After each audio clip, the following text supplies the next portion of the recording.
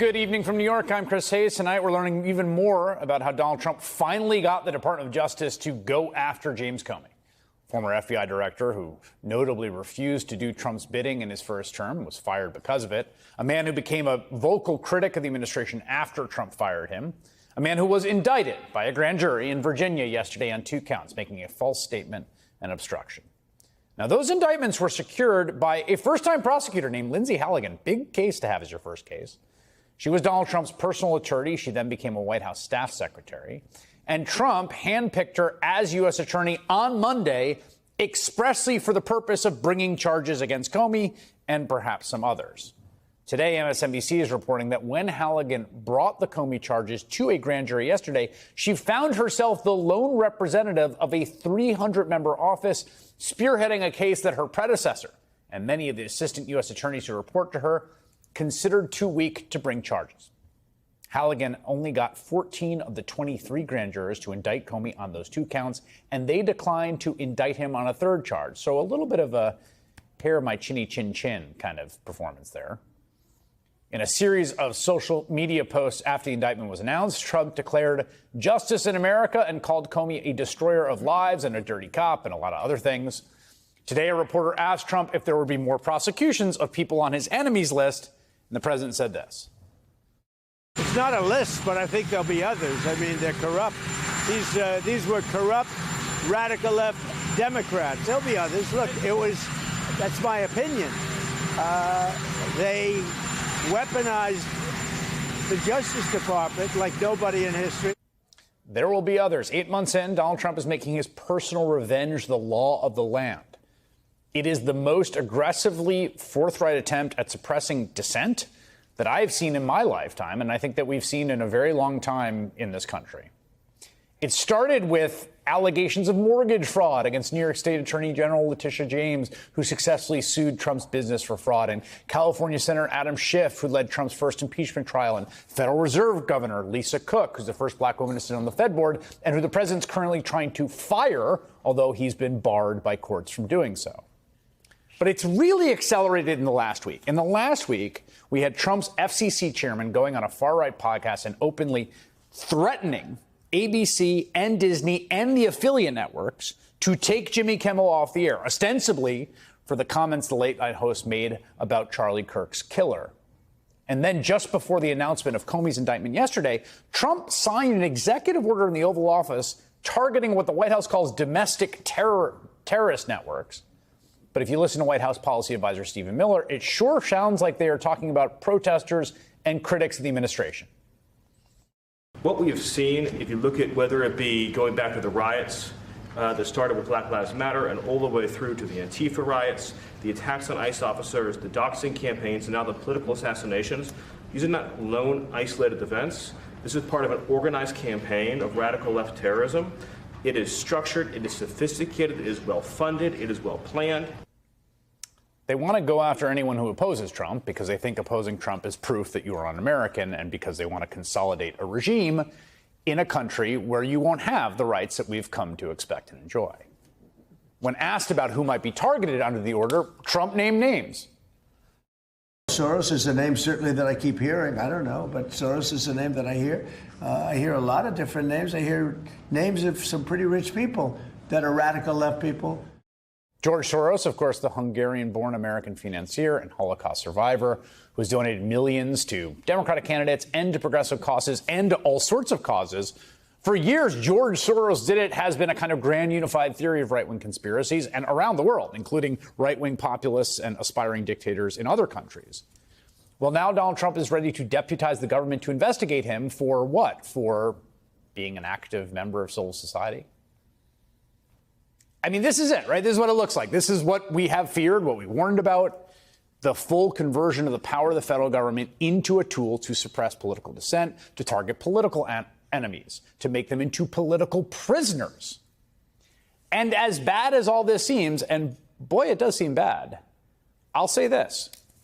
For the pro-democracy coalition, for the pro-democracy majority in this country, I think this has also been one of the more encouraging weeks of this entire administration. Because this week we have seen much more fight out of both institutions and the American public that we've seen previously. There was the broad outrage over Kimmel's suspension, people canceling streaming subscriptions and joining open letters of support and protesting. There was Kimmel's own refusal to back down or apologize, delivering a pro-free speech monologue that was viewed by 6.3 million viewers, nearly 4 times his usual audience, and by more than 26 million people online. All of that public defiance, by the way, culminated in the decision today, wait for it, by the ABC affiliate owners Nexstar, the largest station owner in the country, and the conservative-leaning Sinclair to end their boycott of Kimmel's show and resume carrying on for their viewers tonight. And you could feel it in the case of James Comey, who immediately took to social media to announce that he is undeterred. I'm not afraid, and I hope you're not either. I hope instead you are engaged, you are paying attention, and you will vote like your beloved country depends upon it, which it does. My heart is broken for the Department of Justice, but I have great confidence in the federal judicial system, and I'm innocent. So let's have a trial. You can also see that defiance among the hundreds of prosecutors in the Eastern District of Virginia, all of whom apparently refused to join Trump's hand-picked U.S. attorney in her very first time before a grand jury in charging Comey.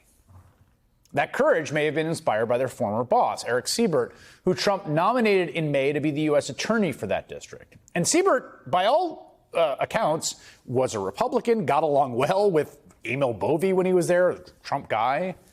But he basically got an ultimatum from Trump to prosecute Comey and Letitia James, and he believed there was insufficient evidence to charge them. And so he did the right thing and the brave thing, and a thing for which he should be admired. He quit. He said, I won't do it.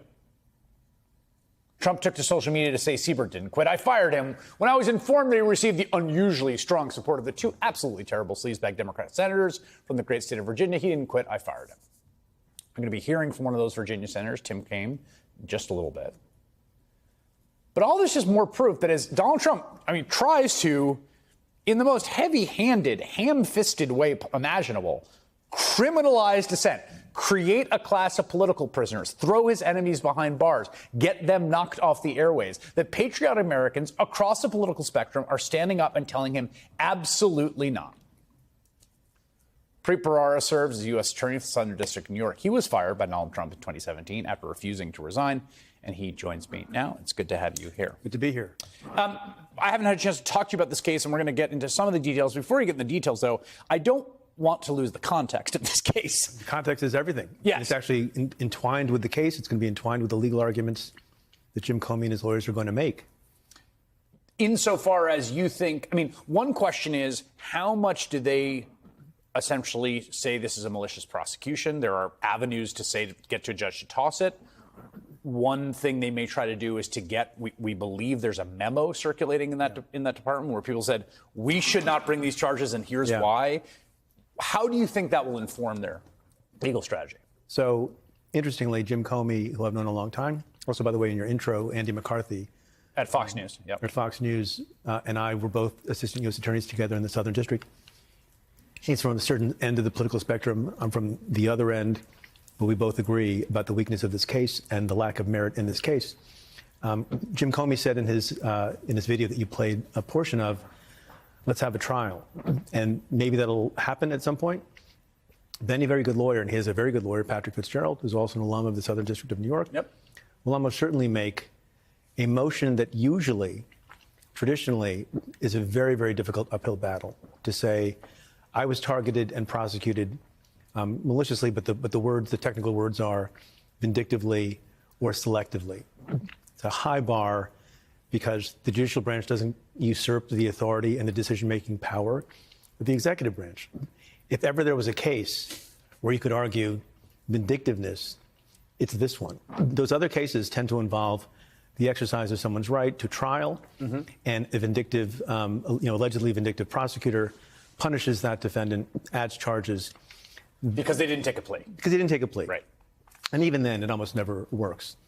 Here you have not just a line prosecutor, a supervisor, the chief of the criminal division, the U.S. attorney, the attorney general. Oh, you have the president of the United States of America, who generally controls all of the executive branch. This particular president of the United States of America claims a unitary executive theory and he can command anyone to do anything at any time for any purpose, that's quite a thumb on the scale. And then he commands his attorney general in writing publicly to go after these folks. And then after they're gone after, he celebrates it, he cheers it, and he pronounces them guilty. And says at the same time, I wrote this down from the talk, it's not a list. There are very fewer less reassuring phrases that I've ever heard coming from the President of the United States. It's not a list. Yeah. So they'll try that first. So you've got this, what looks to all the world, I think, rightly, like a malicious prosecution. And one of the things that's interesting here, too, when you mentioned Trump is, there's a universe in which you could kind of try to gaslight everyone if you could maintain the discipline. Which is just like, well, yeah, it's we take lying real seriously. But he can't. He wants to crow about it. So even that I thought it was a process crime. Right. The shoe's on the other foot. It's a process crime. Right. Now, notwithstanding all these things that they have said about Jim Comey's treasonous conduct, suggestions that he should be brought up on the most serious charges that exist in the United States Code, life in prison, maybe the death penalty. It's one false statement that doesn't really have anything to do with those things. And by the way, the infection of the Trump spirit of maliciousness and vindictiveness and selectiveness, you can see in lots and lots of folks who are making comments about this, where there's actually not a lot of defense, and we can talk about it if we have time, of the merits of the case itself, of the facts that support the case, whose weakness is evident from a lot of things, including the grand jury vote and the rejection of one of the charges and the memo that those assistant U.S. attorneys wrote. But the likelihood that they can prevail, even if they get past a motion for vindictive prosecution, is exceedingly low. And all these people keep talking about that I mentioned, all the reasons why they hate Jim Comey. Right. That's the argument. And by the way, some Democrats hate Jim Comey because they think he handed the election to Donald Trump. None of which have anything to do with, almost exclusively, with the facts of this case.